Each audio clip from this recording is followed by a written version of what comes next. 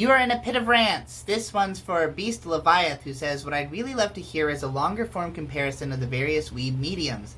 Anime, manga, light novels, visual novels, games, their strengths and weaknesses, and what types of stories are best suited to each medium. Honestly, I think it has main channel potential as either a huge discussion with someone like Best Guy Ever, or as a documentary-esque series with episodes on each and its history. Since that's obviously way too long for the rant format, how about one about robot girls in anime? Ghost in the Shell, Chobits, Mahoromatic, Handmade Maid, Butobi CPU, your feelings on the concept, and why we haven't seen more of it lately. Okay. I also think that would be an interesting video discussion.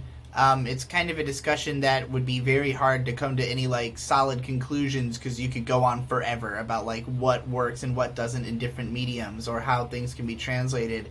You know, citing examples of experimental works that maybe have or haven't succeeded at doing those things. But yeah, that would be an interesting conversation to have for sure. But as for robot girls, well, I think that a lot of the times, like, the robot girl is symbolic of someone's deadened emotions, or of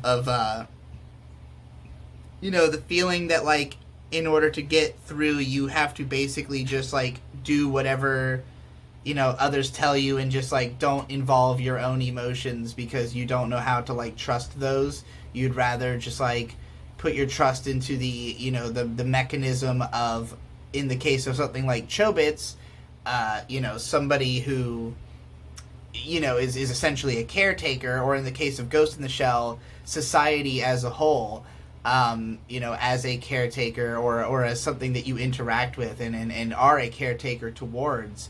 Obviously, Motoko's whole arc is in, finding the humanity in herself, maintaining the ghost that is in her shell, which allows her to, in spite of being a, human computer, nonetheless capable of artistic expression and understanding, emotional understanding with others. And she worships the feminine herself as a lesbian. But, depending on the depiction. I mean, in the original manga, she's just bi, but she seems to get gayer as it goes. Mahoromatic, yeah, she's more, again, like the kind of actually both a personal servant and a servant of the state. So there's like a double metaphor there, and she's a maid.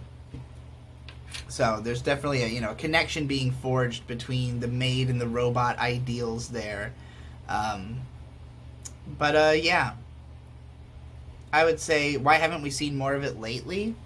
Because everyone's a robot now. Like, there used to be, like, people who felt as though they were, like, robots compared to everyone else, and now everyone feels like a robot compared to the past, So, like, we're all cyborgs, so, there's nothing novel about being just a whole cloth robot anymore.